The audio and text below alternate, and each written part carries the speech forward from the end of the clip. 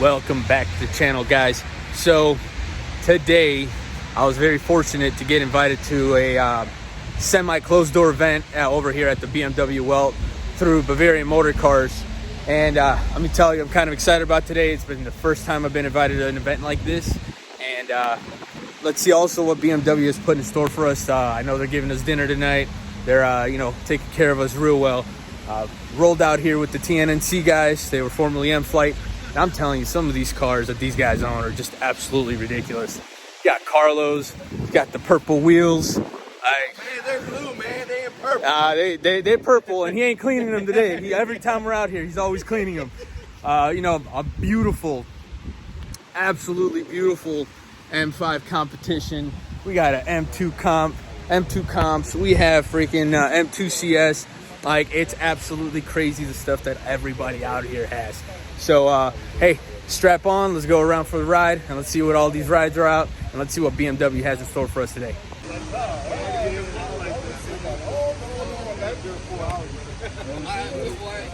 see all the base models, like even in purple.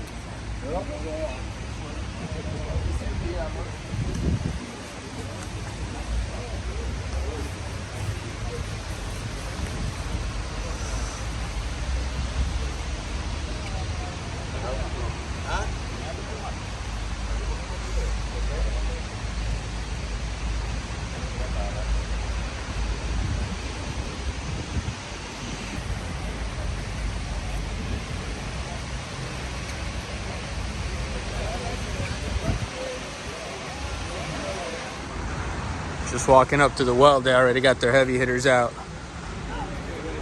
That M5.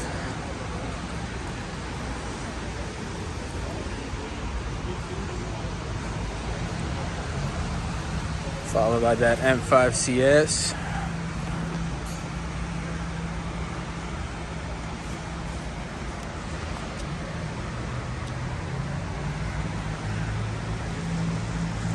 This thing might be a behemoth, but it gets going. That green just looks so good.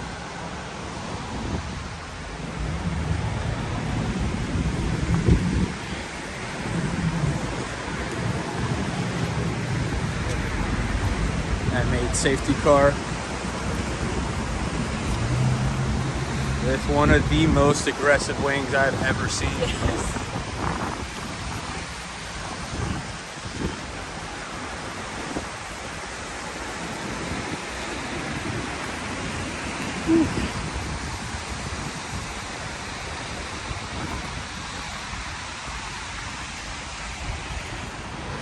Got some more safety cars right here.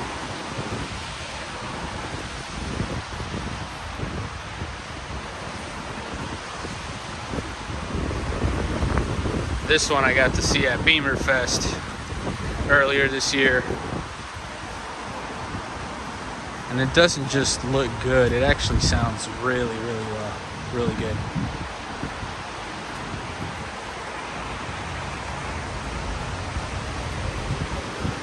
Alright, well, let's go inside and see what else we got. Let's enter the BMW WELT and let's see what they got out today. Got this big, massive XM. It's definitely different. It's about the size of my wife's X7.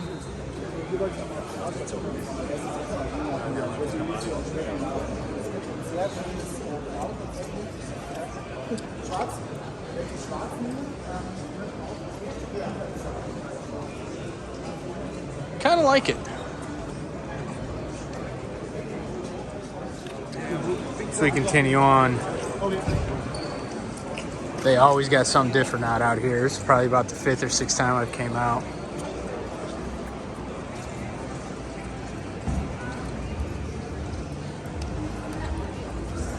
Got the mini store. Got Hans, the head honcho of T.N.N.C.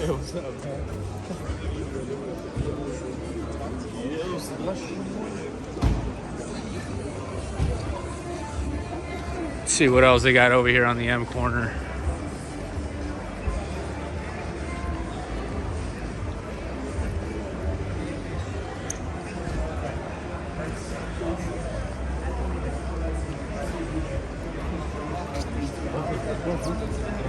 God,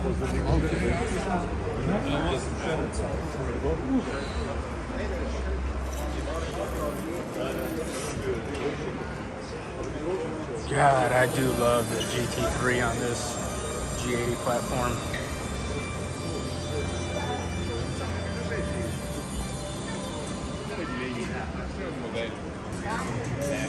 Here she is, one of the ones they've been showing off on videos left and right.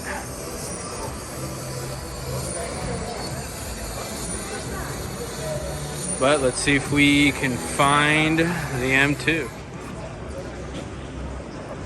Got the M4 CSL.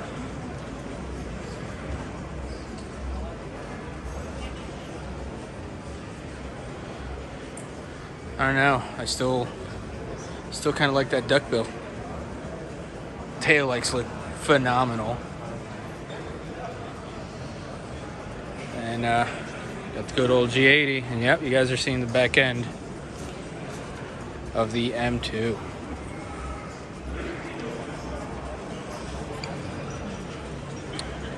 Here she is, what everybody's been hyped or not so hyped about. And in the flesh, it actually doesn't look too bad. The front end actually, it's not too squared off. It does kind of have some rounded out corners. Let's see the back end. I think this is the most controversial part of the actual car. It's very angular, but honestly, it just doesn't look bad. What I think could have been done more is taking this back bumper and just lowering the red portion more into the diffuser.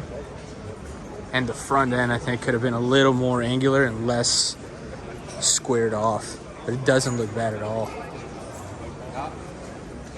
There is some aspects that will throw it off. It's got those hips, those M2 hips. All right, let's see what else we got around here. So when you get invited to a BMW event, they take care of you. They got a nice meat spread. Very family oriented. Everybody's hanging out, chatting it up. Look at that. Look at this thing. It's insane. Look at that. It's like, yo, BMW knows how to take care of their people. All right, so BMW's been taking care of us real good over here. We just had lunch, and now they're taking us over here to go get a motorsports demonstration with their motorsports team. But walking up over here, look at this. You got that M4 GT3. Looks absolutely freaking phenomenal. It's just so thick, aggressive. And they look so good on the track. I got to see these things in action in the 24-hour Nürburgring race. And then again, can't leave out the GT4.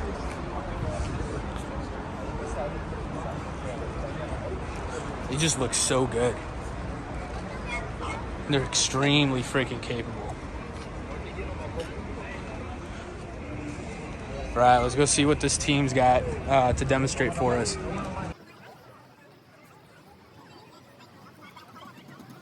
Into some insights today. I'm the product manager of the M4 GT3. But I have kind of an overview over all the other things. What are we doing here? The idea was to open a kind of public paddock for people who have no idea about motorsport. Because normally you don't have motorsport fans in the BMW world, you have BMW M fans or BMW friends, or guys who maybe more common with other brands but looking for a proper car. And as we have the 50 years anniversary of BMW M, we decided to close the BMW M World celebrity with the BMW Motorsport expression. In normal world, all these things are just happening on the racetrack, And if you are a race fan and you go to a racetrack, never ever ask someone to have a look inside his truck, because these people are always working. They're looking busy, they don't take care for you, you just need to find their wheels or whatever. But that's why we said, okay, fuck off. We go for, open the trucks and give you the chance to see something inside, to ask questions, come closer to the race cars, to give you some unique experience. How often do they race? Each weekend. Every weekend? Every weekend. But these cars not, so these cars are, that's a show car. That's one of our test cars for the Ford GT4. But the other race cars, they are racing each week. So the green one from Valkenhorst is the car of Marco Wittmann, was winning last week's Sunday race of DTM. The 98 car is a car which is running in the GT World Challenge in Torrance. That car is coming from Schubert. They're racing next week again in GT Masters. So these all real racing cars, those show and shine thing, they are really properly working. So we start with at least my race office.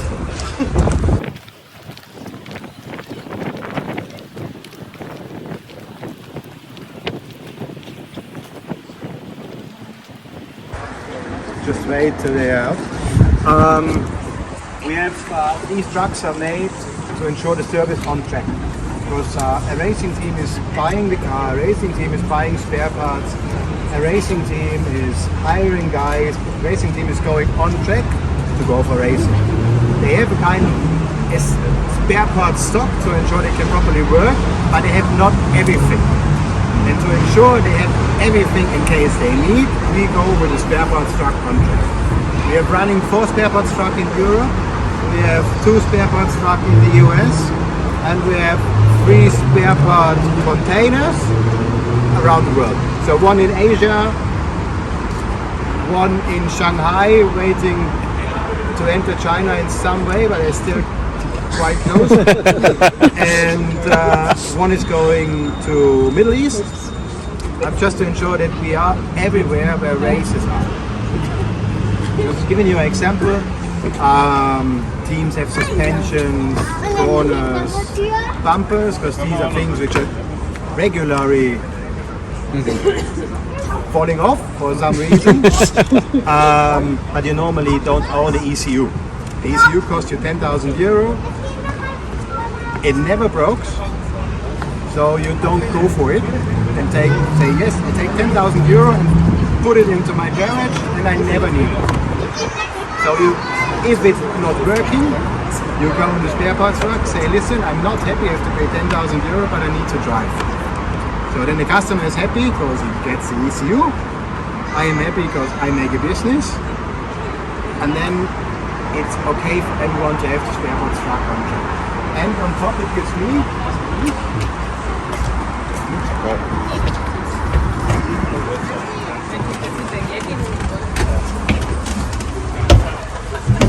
Oh, it's really fancy. it is. Oh wow, this is the office, huh? Oh, I didn't expect that. That's why we take this one. I feel like I'm about to be sold a car. This one is the most fancy we have, to be honest. All the 3 other trucks are quite much more smaller and not this fancy slide-out thing. They are more rely on proper working, or they have a lot of working places like this. So what are we doing in this truck? This truck gives us the BMW area. So I have meetings here with customers, I have meetings here with organizations, I have meetings here with teams, or with whoever, but within BMW. I don't have to go in any hospitality, I don't have to go to a team, I don't have to go to a public space where others can hear you or listen to you. So this is quite neutral, and it gives me or the guys who are working here on the weekend a proper space. You can close the door, then you are private. You can open the door, then you are not private. And for us it's quite important to show you this area, because as I said, normally you don't knock on the door and say, listen, I need to have a view. And in the backside of the truck we have all our spare parts, and that's the next station. And you can also pretty much sleep on this couch on long distance races.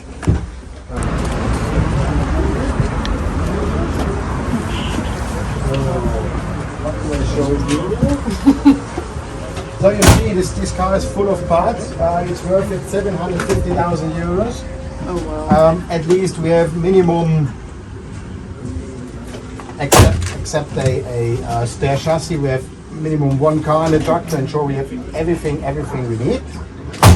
You guys keep a spare engine? Yes.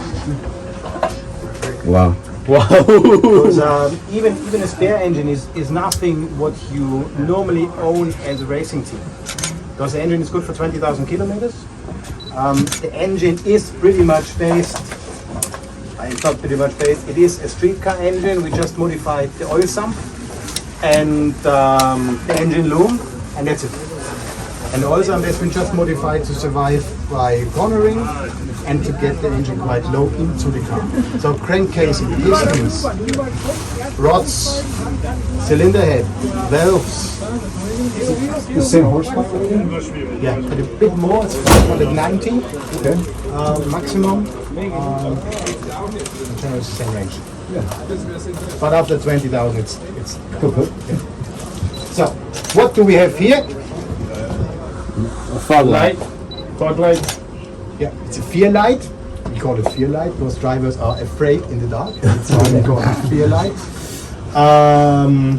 It's most likely used for endurance races, because for sprint races you don't take this weight and you don't take a part which costs you a fortune just to have it on the car. Some idea what it cost? 8,000. 5,000. 2,000. You're a good customer, huh? So it's at 5,500 euros. So if you give the price, you get it. So Right? for you and for you it's too cheap, huh? So a pair with this at 11. I was right. Yeah. So that's why the team is normally not using this headlight for a normal standard race, because you always have contact with a racing car. Race car is made to get contact because you don't keep your distance. Sometimes it's difficult to look races because the driver is just thinking about his position, not about the money someone has to pay for. But you see, those parts are all on the GT3 are bespoke parts. We just developed those parts following some design regulations and some regulations coming from the FIA or GT3, but just for this one car. Does BMW subsidize these? Are these like factory racing where it's a partnership between you and them, and part of their income is prize money and part of it's BMW money? Or they're totally self-sufficient? On customers then. Customers are buying those cars. Customers are going on race check for their cost. Customers are doing what they want with the race cars in the series which are available. We build the cars following the regulations. We sell those cars. We taking care for the services, and that's pretty much it.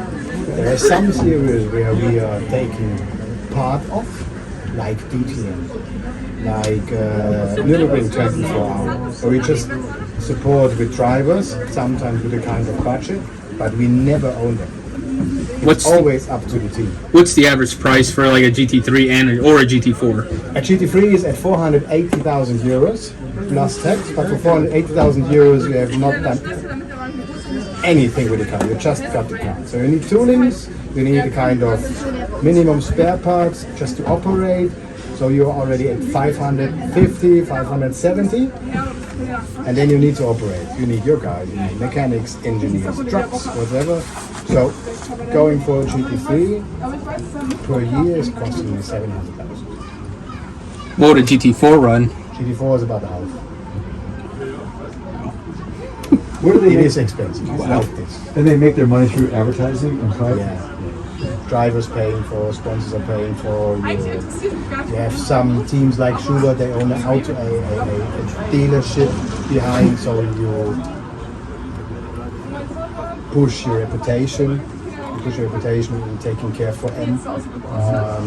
You push your expertise of your guys. we are pushing expertise of our products, quality of the products. So it's motorsport is always an expensive thing, but you try to transport something.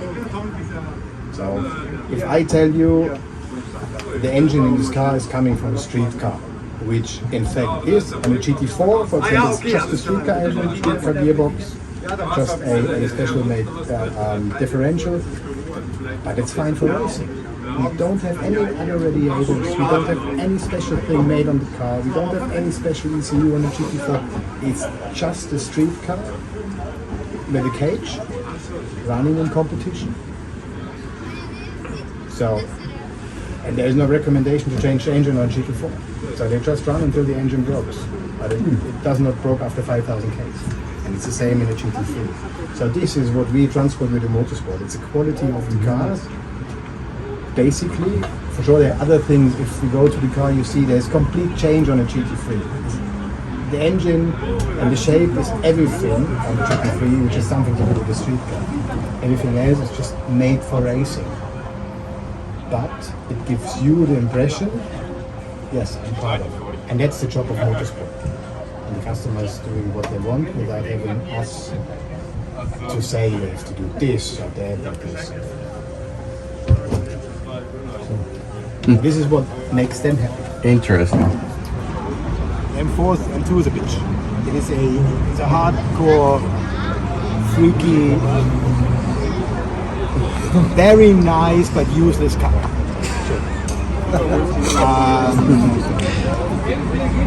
But the M4 is kind of 911.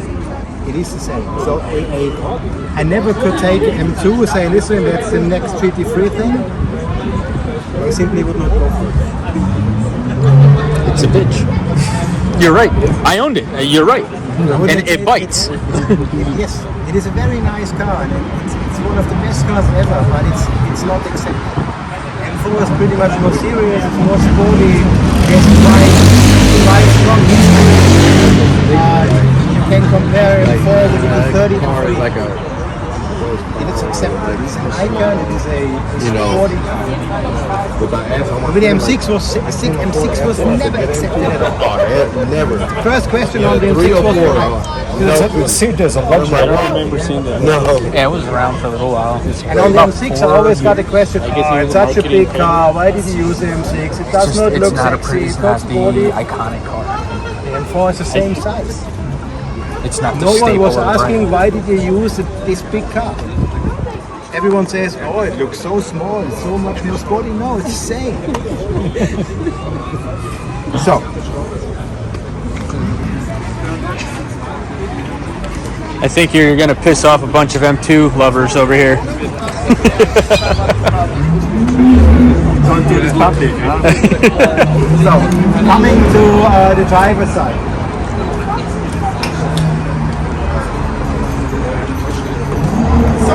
Steering wheel. It's a nice story. Someone knows Fanatec? Yeah. You know the story behind this wheel?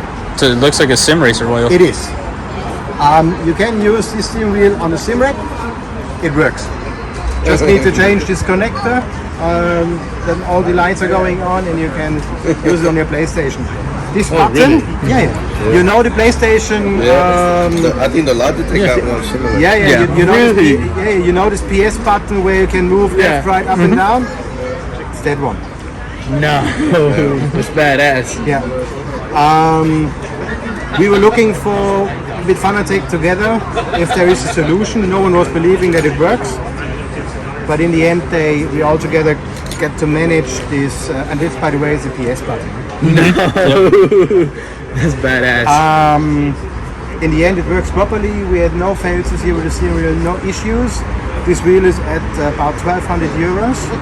A normal racing car wheel is at 5,000 euros. So for us, it's also a cost-saving thing. It's completely bespoke. They just made it for us. In the very first row, you have your steering, your levels to change the gears. They go in two directions, so you can upshift here, you can downshift here. So if you lose one hand, you can still work properly on the car. We have a clutch pedal over here. Oh, really? Yeah, yeah. You can use this one or this one. It's a clutch one. Yeah, yeah. And you just get release it and the car moves. Or you do it like this, but you never do it. You just release it. You have the front wheels for some functionalities of the car. You have a high beam button. We call it also BMW button, so you flash the car. That's a simple wiper switch. So if you want to put on your wiper, you make it like this. Why we do it with this very big switch? Because racing car drivers forget a lot of things while driving. And if you have to search a button,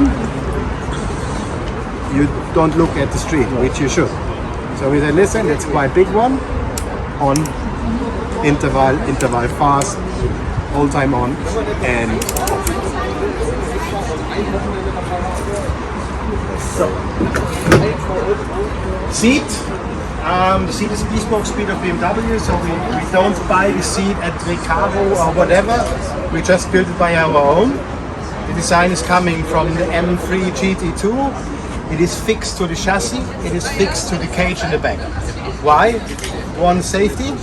The more fixed point you have, then safer it is. Stiffness. And stiffness means feedback. So, if I move the seat, I move the car. Which means the drivers are quite strong, safe, fixed in the car to get the proper feedback. So the more he moves, the less feedback he gets, the better he is connected with the car, the better he can react. If he sits in the car, he can adjust the steering wheel like in the street car.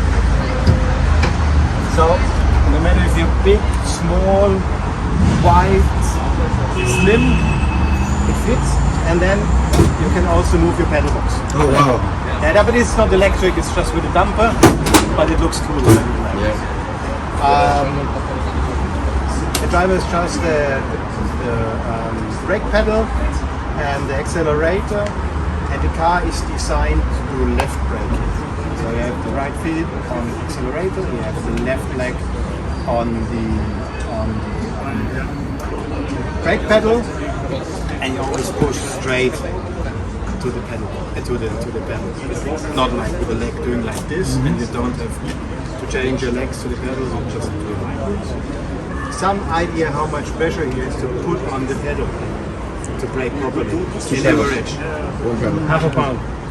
What is half a pound? Kilos? Some ideas of kilos? For 45 kilos. No, half. A quarter of a kilo. No, Say 1 kilo. have you ever seen a video of F1 drivers trying to brake? You have to really put pressure in. Oh, really? Average is 80. Yeah. 80? Yep. 80? Yeah. Up to 125. I thought it was the opposite. I thought you. Sensor switches off 150. So is that normal with all the brake? It's 2 pedal, gas and brake, and it's 2 feet. All race cars are like that. I mean, it's Proper counter. race goes like that. Yeah, it's counterintuitive for. Because you have no brake booster, huh? You just have brake cylinders, which boost a bit, but not that much. So it's all, the less boost you have, the more feedback you have. That's why some of them have legs now. Yeah, like mine. Like you. They always have to push, so it's about 80 average. So it gets also on the physical side quite hard. So what you also see on the car, it's not much more left from the street car. So we cut everything off, beginning on the A-pillar. To get the engine in the proper position, you see it's very much lower compared to street car. To get the fender properly on the car, you see that's in general on the fender. The shape is the same, but we cover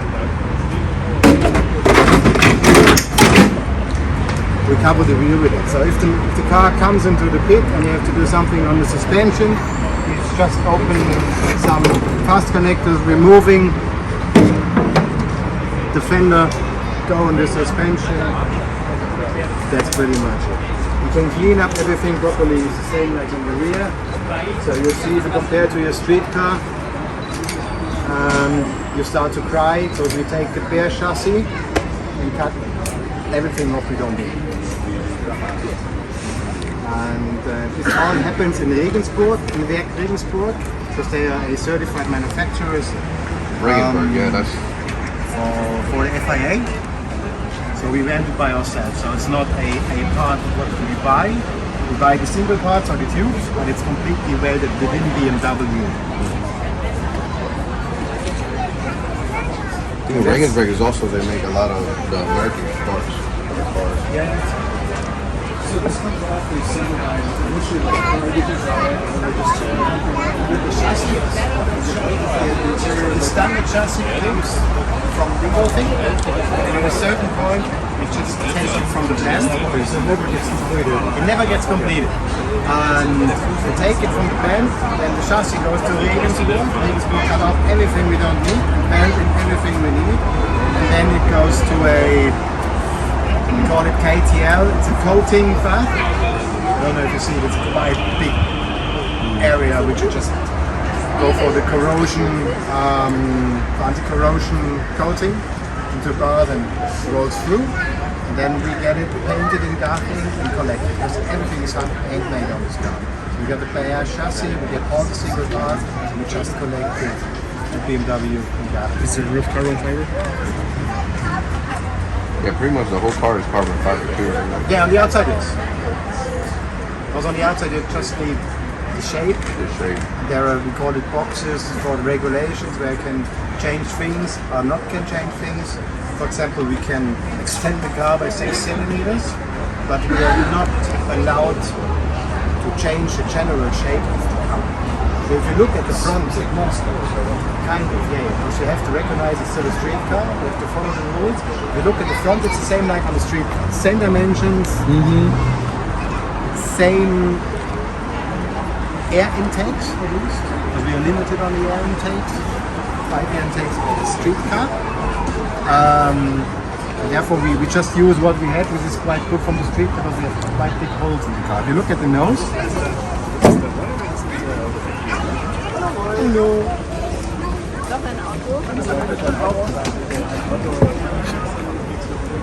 This is what I need for my front window, man. I'm tired of breaking my front The window. good thing is this door you can use one-to-one on the street if you change the connectors over. But the shape is the same. You don't have the same problem with your cars? Like one little rock will crack my window every time. No, I can get that. Yeah, that problem. So you have to use a plastic window. Yeah. So kidney dimension is the same. The only thing we have done is we use this one as air intake. That one is the intercooler intake. That one is the radiator. The other is lying flat to get a lot of surface. Air intake has been changed from water air intercooler thing to air intercooler. We have the headlight here, which also have the same shape but completely other interior than the street car. And here is the additional headlight. Oh, the fog light, yeah. So you see, if you compare it with the street car, it is exactly the same. You just have here your air intake, but the light is giving you the same face like you have with that one. So I need to look if the team is looking at me. You know what the splitter does? It brings the car down. It separates the air, going underneath the car, taking care for the airflow, going down.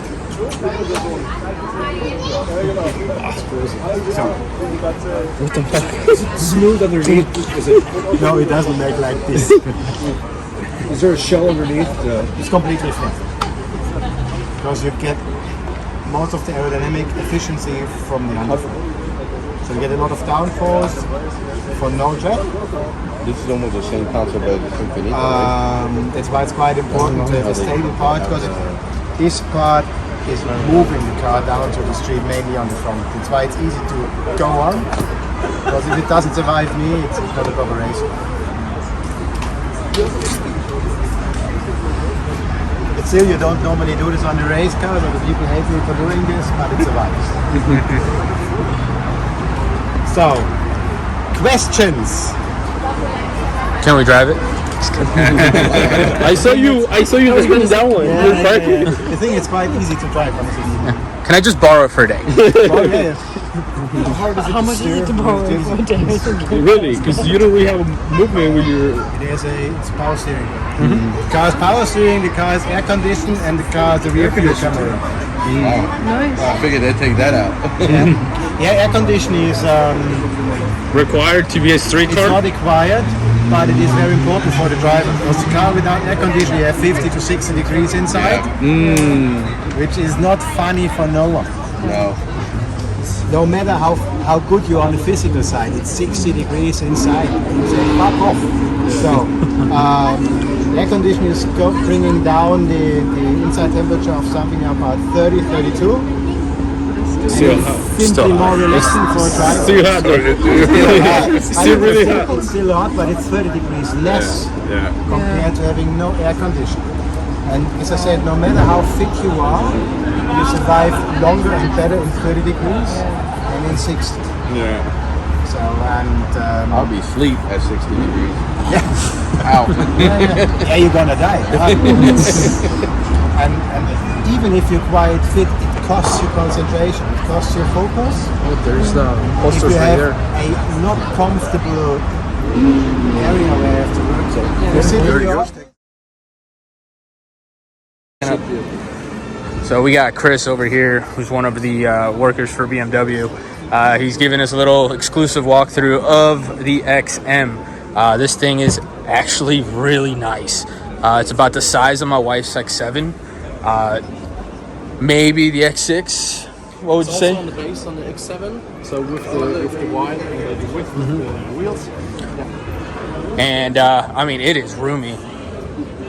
The looks, again, can be controversial because that is BMW nowadays, but you can't deny like the luxury, how great it looks. Look at the ceiling. Wow. Ceiling's my favorite. Yeah. Look at the ceiling right here. That looks so It does have iDrive 8. so fancy. Look at all that room, though. Yeah. It's a hybrid. Look at this. Y'all gotta send me some of the video, man.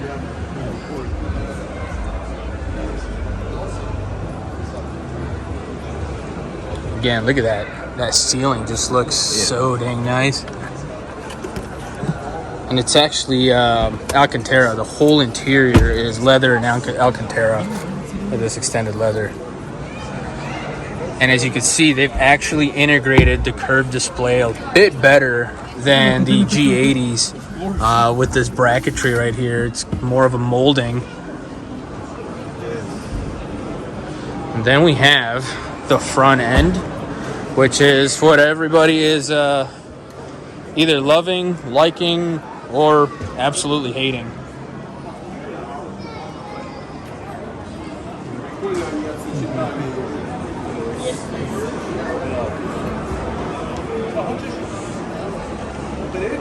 This thing is massive. A couple weeks ago, I was coming back from Munich, and I saw one of these out on the road as a prototype, and the sucker took off on me, so I decided to pass him up, and it's quick.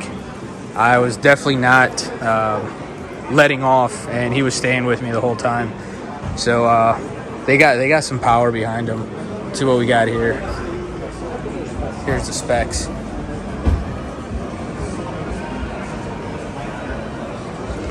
See, let's ask Chris real quick what the power figures on this are.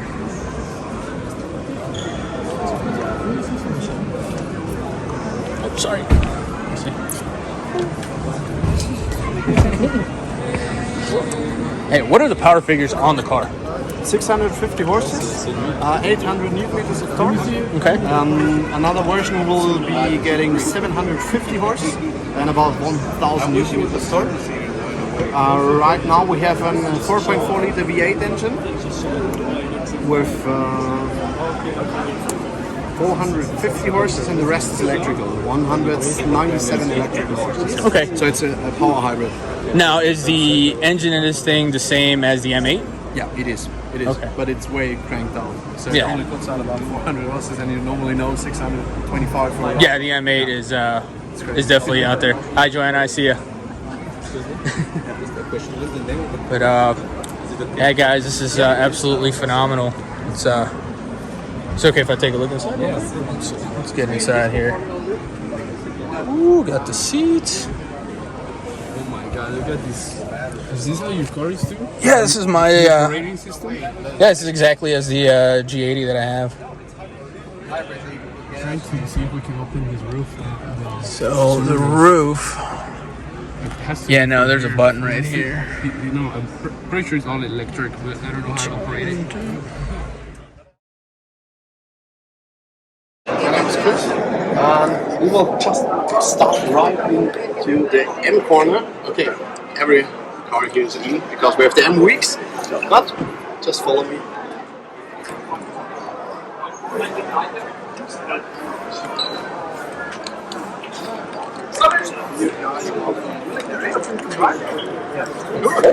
And you all drive BMW? Yep. Great. Who of you drive an M car? Yes. Oh, All of us. yeah, I think that's the best group. Great. Also some newer models or the predecessors? Yes. How is it? Yeah? Ach ja, coole Idee. Also ich glaube, wir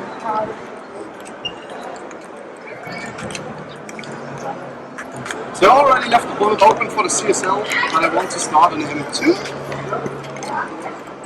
You already see it in red. It was launched a few days ago on Wednesday, so it's pretty fresh. It's the little brother of the M3 and the M4. It's the G87 M2 series. And also I wanted to want you guys to take a seat, take a look around. I also have my iPad on there, so you can just scroll around with everything you can order. Okay. Please feel free, come in. I will tell you something about the car. So the M2, like I said, there is a lot of them for a while. We have the same engine in there. We have the S58 engine. It's still a 6-cylinder straight. It fits a lot of fuel, we got 60 horsepower, so it's a little bit less force. But it has a lot of capabilities. You told me you have seen the BMW GT3. It's the same engine. It's really the same engine. The only difference is that you have a dry sump on the race car, of course. And this is with normal oil like you know it from your actual cars or the predecessors. Yeah, the car weighs about 1,700 kilos. It's 1.7. 1.7? Yeah. How is that compared to you? It's almost the same, but the M3 and M4 have the opportunity to make it all-wheel driven. So then it will rise up in weight, of course. About 55 kilos is the all-wheel drive. But the car is longer than the predecessor. Also, we have a little bit more stiffness added to the car on the knobs underneath. Also inside of the engine bay. Why is it? It's heavier, but it's faster. So the chassis don't have the wobble like the first. So when you take it to the racetrack, you will feel a lot. Yeah, to the other end. Also the suspension, it's a little bit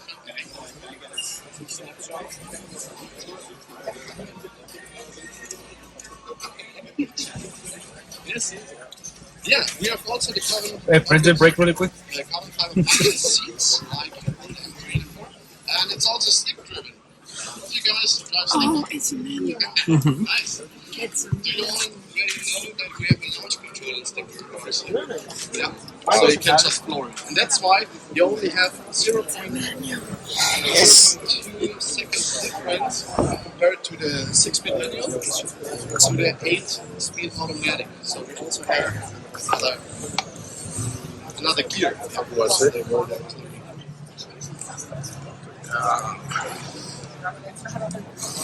we can also start it up.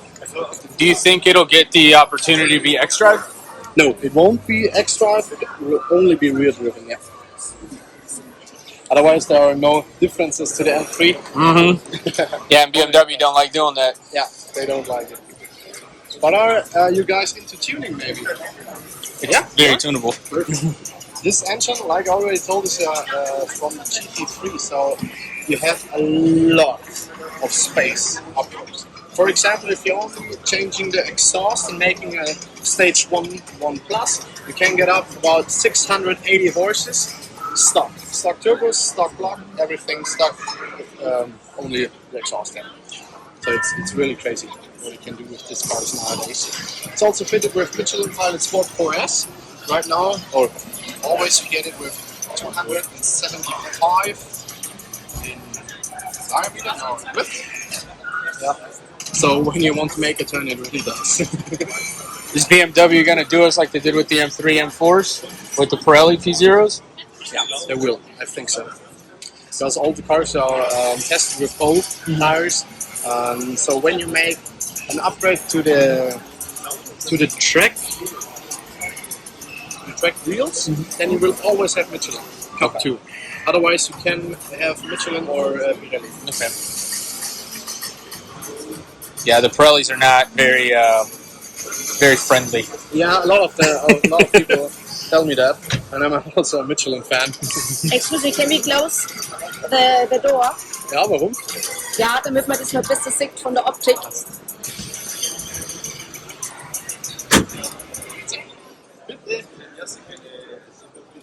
Yeah, and first time, cars have roof. The first predecessor was the M2 CS. How do you guys like it? Everybody's fascinated by it. The car itself? It's awesome. He's going to start it up. He's going to start it up? I thought I heard him. Yes, this is a competition. Yeah. The comp will probably get the like 470, 480, who knows. So it's like a current display, the new generation. Very important to know the brake. We went from a 4-piston brake up to a 6-piston, and you don't have any opportunity. I will do it for you later. 6-piston brake. You have the opportunity to but like I think they're not necessary. I like it. Oh, my phone. I forgot my phone. I has some reviews. That's right. I hope it's not so.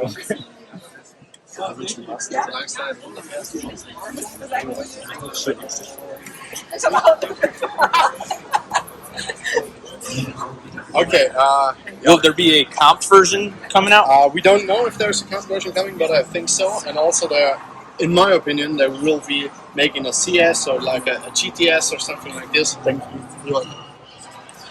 About to crank it up? Let's try it out.